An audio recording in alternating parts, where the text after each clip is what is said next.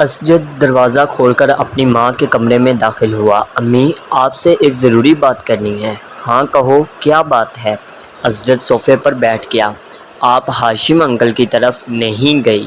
نہیں، کیوں، کوئی خاص بات ہے؟ ہاں، امامہ اس ویکنڈ پر آئی ہوئی ہے۔ اچھا، آج شام کو چلیں گے۔ تم گئے تھے وہاں؟ شکیلہ نے مسکراتے ہوئے کہا۔ ہاں، میں گیا تھا۔ کیسی ہے وہ؟ اس بار تو خاصے عرصے کے بعد آئی ہے، شکیلہ کو یاد آیا۔ ہاں، 2 ماہ کے بعد۔ شکیلہ کو اسجد کچھ الجھا ہوا لگا۔ کوئی مسئلہ ہے؟ امی، مجھے امامہ پچھلے کچھ عرصے سے بہت بدلی بدلی لگ رہی ہے، اس نے ایک گہرا سانس لیتے ہوئے کہا۔ بدلی بدلی، کیا مطلب؟ مطلب تو میں شاید آپ کو نہیں سمجھا سکتا، بس اس کا رویہ میرے ساتھ کچھ عجیب سا ہے، اسجد نے کندھے اچکاتے ہوئے کہا۔ آج تو وہ ایک معمولی سی بات پر ناراض ہو گئی، پہلے جیسی کوئی بات ہی نہیں رہی اس میں سمجھ نہیں پا رہا کہ اسے ہوا کیا ہے۔ تمہیں وہم ہو گیا ہوگا اسجد، اس کا رویہ کیوں بدلنے لگا؟ تم کچھ زیادہ ہی جذباتی ہو کر سوچ رہے ہو۔ شکیلہ نے اسے حیرانی سے دیکھا۔ نہیں امی، پہلے میں بھی یہی سمجھ رہا تھا کہ شاید مجھے وہم ہو گیا ہے، لیکن اب خاص طور پر آج مجھے اپنے یہ احساسات صرف وہم نہیں لگے ہیں۔ وہ بہت اکھڑے سے انداز میں بات کرتی رہی مجھ سے۔ تمہارا کیا خیال ہے، اس کا رویہ کیوں بدل گیا ہے؟ شکیلہ نے برش میز پر رکھتے ہوئے کہا۔ یہ تو مجھے نہیں پتا، تم نے پوچھا اس سے ایک بار نہیں کئی بار، پھر ہر بار آپ کی طرح وہ بھی یہی کہتی کہ مجھے غلط فہمی ہو گئی ہے، اس نے کندھے اچکاتے ہوئے کہا۔ کبھی وہ کہتی ہے اسٹڈیز کی وجہ سے ایسا ہے، کبھی کہتی ہے وہ اب میچور ہو گئی ہے اس لیے، یہ ایسی کوئی غلط بات تو نہیں ہے، ہو سکتا ہے واقعی یہ بات ہو۔ شکیلہ نے کچھ سوچتے ہوئے کہا۔ امی، بات سنجیدگی کی نہیں ہے، مجھے لگتا ہے وہ مجھ سے کترانے لگی ہے، اسجد نے کہا۔ تم فضول باتیں کر رہے ہو اسجد، میں نہیں سمجھتی کہ ایسی کوئی بات ہوگی، ویسے بھی تم دونوں تو بچپن سے ایک دوسرے کو جانتے ہو اور ایک دوسرے کی عادات سے واقف ہو۔ شکیلہ کو بیٹے کی خدشات بالکل بے معنی لگی۔ ظاہر ہے عمر کے ساتھ کچھ تبدیلیاں آ ہی جاتی ہیں، اب بچے تو رہے نہیں ہو تم لوگ، تم معمولی باتوں پر پریشان ہونے کی عادت چھوڑو۔ انہوں نے بیٹے کو سمجھاتے ہوئے، ویسے بھی ہاشم بھائی اگلے سال اس کی شادی کر دینا چاہتے ہیں، وہ کہہ رہے تھے کہ وہ بعد میں اپنی تعلیم مکمل کرتی رہے گی، کم از کم وہ تو اپنے فرض سے سبکدوش ہو جائے۔ شکیلہ نے انکشاف کیا۔ انکل نے ایسا کب کہا؟ اسجد کچھ چونکا۔ انہوں نے کئی بار کہا ہے، میرا خیال ہے وہ لوگ تو تیاریاں بھی کر رہے ہیں۔ اسجد نے ایک اطمینان بھرا سانس لیا۔ ہو سکتا ہے امامہ اسی وجہ سے قدرے پریشان ہو۔ ہاں، ہو سکتا ہے، بہرحال یہی صحیح ہے، اگلے سال شادی ہو جانی چاہیے، اسجد نے کچھ مطمئن ہوتے ہوئے کہا۔ وہ 16-17 سال کا ایک دبلا پتلا مگر لمبا لڑکا تھا، اس کے چہرے پر بلوغت کا وہ گہراوا نظر آ رہا تھا جسے ایک بار پھر شیو نہیں کیا گیا تھا، اور اس رویے نے اس کے چہرے کی معصومیت کو برقرار رکھا تھا۔ وہ سپورٹس شارٹس اور ایک ڈھیلی ڈھالی شرٹ پہنے ہوئے تھا، اس کے پیروں میں کاٹن کی جرابیں اور جوگرز تھے۔ چیونگم چباتے ہوئے اس کی آنکھوں میں ایک عجیب طرح کی بے چینی اور اضطراب تھا۔ وہ اس وقت ایک پر ہجوم سڑک کے بیچوں بیچ ایک ہیوی ڈیوٹی موٹر سائیکل پر بیٹھا ہوا تیزی سے تقریباً اسے اڑائے لے جا رہا تھا۔ وہ کسی قسم کے ہیلمٹ کے بغیر تھا اور بہت ریش انداز میں موٹر سائیکل کو چلا رہا تھا۔ اس نے 2 دفعہ سگنل توڑا، 3 دفعہ خطرناک طریقے سے کچھ گاڑیوں کو اوورٹیک کیا، 4 دفعہ بائیک چلاتے چلاتے اس کا اگلا پہیہ اٹھا دیا، اور کتنی ہی دور تک صرف ایک پہیے پر بائیک چلاتا رہا۔ 2 دفعہ دائیں بائیں دیکھے بغیر اس نے برق رفتاری سے اپنی مرضی کا ٹرن لیا، 1 دفعہ وہ زگ زیگ انداز میں بائیک چلانے لگا، 6 دفعہ اس نے پوری رفتار سے بائیک چلاتے ہوئے اپنے دونوں پاؤں اٹھا دیے، پھر یکدم اسی رفتار سے بائیک چلاتے ہوئے اس نے 1 وے کی خلاف ورزی کرتے اس لین کو توڑا اور دوسری لین میں زناٹے کے ساتھ گھس گیا۔ سامنے سے آتی ہوئی ٹریفک کی بریکیں یکدم چرچرانے لگی۔ اس نے فل سپیڈ پر بائک چلاتے ہوئے یکدم ہینڈل پر سے اپنے ہاتھ ہٹا دیے۔ بائک پوری رفتار کے ساتھ سامنے سے آنے والی گاڑی کے ساتھ ٹکرائی۔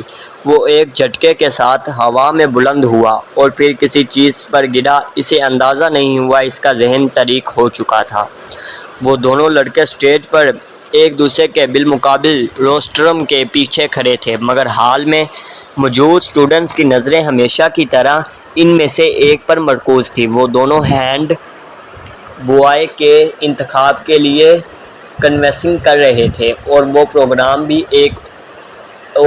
پروگرام بھی اس کا ایک حصہ تھا۔ دونوں کے روسٹرم پر ایک پوسٹر لگا ہوا تھا، جن میں سے ایک پر ووٹ فار سالار اور دوسرے پر ووٹ فار فیضان لکھا ہوا تھا۔ اس وقت فیضان ہیڈ بوائے بن جانے کے بعد اپنے ممکنہ اقدامات کا اعلان کر رہا تھا، جبکہ سالار پوری سنجیدگی کے ساتھ اسے دیکھنے میں مصروف تھا۔ فیضان اسکول کا سب سے اچھا مقرر تھا اور اس وقت بھی وہ اپنے جوش خطابت کے کمال دکھانے میں مصروف تھا اور اس برٹش لب و لہجے میں بات کر رہا تھا کہ جس کے لیے وہ مشہور تھا۔